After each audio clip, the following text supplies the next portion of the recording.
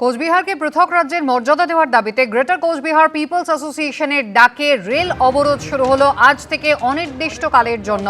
কথা বলবো, শুভেন্দু ভট্টাচার্য রয়েছেন আমাদের সঙ্গে।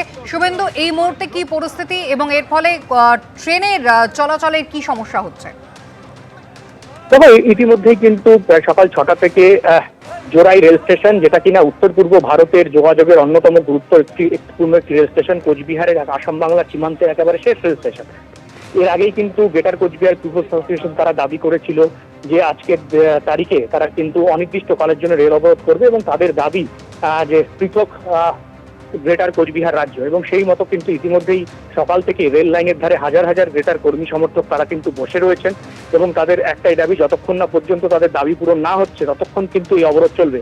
দেখো, যেটা স্বাভাবিকভাবেই কিন্তু রেল চলাচলে প্রভাব পড়েছে। ইতিমধ্যেই এনজিপি গুয়াহাটি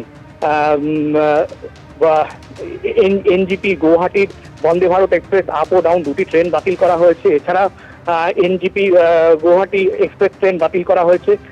পাশাপাশি আরো বেশ কিছু ট্রেন যার মধ্যে রয়েছে রাজধানী এক্সপ্রেস দিল্লি গুয়াহাটি, নিউ দিল্লি গুয়াহাটি রাজধানী এক্সপ্রেস, এগুলো কিন্তু রুট পরিবর্তন করা হয়েছে। এবং যেটা রেল সূত্রে জানানো হয়েছে, ইতিমধ্যে শীতের কারণে ঘন কুয়াশার জন্য কিন্তু বেশ কিছু ট্রেন আগেই বাতিল করা হয়েছিল।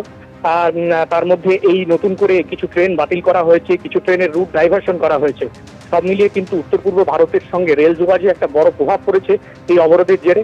এবং যেটা বংশীবদন বর্মন, গ্রেটার কোচবিহার পিপলস অ্যাসোসিয়েশনের নেতা, তিনি আগেই জানিয়ে রেখেছিলেন যে তাদের মূল উদ্দেশ্যই হলো উত্তর পূর্ব ভারতকে সম্পূর্ণ ভারত থেকে বিচ্ছিন্ন করে রাখা। কারণ তাদের দাবি যে কোচবিহারের মাধ্যমে উত্তর পূর্ব ভারতের সংযুক্তি হয়েছে ভারতের সাথে, এবং কোচবিহারের যে চুক্তি হয়েছিল ভারত সরকারের সাথে, সেই চুক্তি বাস্তবায়ন ভারত সরকার করেনি। তাই সেই প্রতিবাদেই কিন্তু তাদের আজকের এই অবরোধ অনির্দিষ্টকালের জন্য, যতদিন না পর্যন্ত তাদের দাবি পূরণ না হচ্ছে। ধন্যবাদ।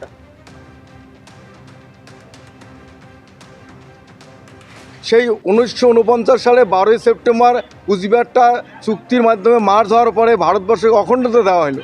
সেদিন ভারতবর্ষ প্রতিশ্রুতি যে কুচবিহারের মানুষের জন্যে, সে প্রতিশ্রুতির একটাও চুক্তি পালন করেনি। তার কতদিন ধৈর্য থাকবো?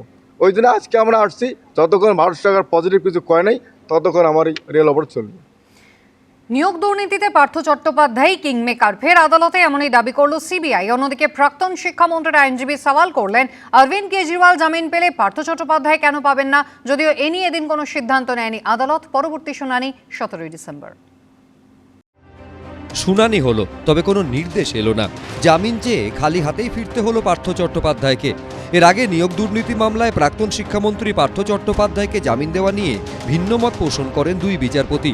জামিনের পক্ষে রায় দেন বিচারপতি অরিজিৎ বন্দ্যোপাধ্যায়, কিন্তু জামিনের আবেদন খারিজ করেন বিচারপতি অপূর্ব সিনহা রায়। তারপর মামলা যায় বিচারপতি তপব্রত চক্রবর্তীর তৃতীয় বেঞ্চে। এদিন সেই বেঞ্চেই নিয়োগ দুর্নীতি মামলায় পার্থ চট্টোপাধ্যায়কে কিংমেকার বলে আখ্যা দেয় সিবিআই। পাল্টা পার্থ চট্টোপাধ্যায়ের আইনজীবী সওয়াল করেন, অরবিন্দ কেজরিওয়াল পার্থ চট্টোপাধ্যায়ের থেকে অনেক বেশি ক্ষমতাশালী, তাও তাকে জামিন দেওয়া হয়েছে। পার্থ চট্টোপাধ্যায় এখন পার্টিরও সদস্য নন, তাই তাকে জামিন দেওয়ার আবেদন জানান তার আইনজীবী। যদিও এদিন এ নিয়ে কোনো নির্দেশ দেয়নি আদালত। মামলার পরবর্তী শুনানি 17ই ডিসেম্বর। সৌভিক মজুমদার, এবিপি আনন্দ, কলকাতা।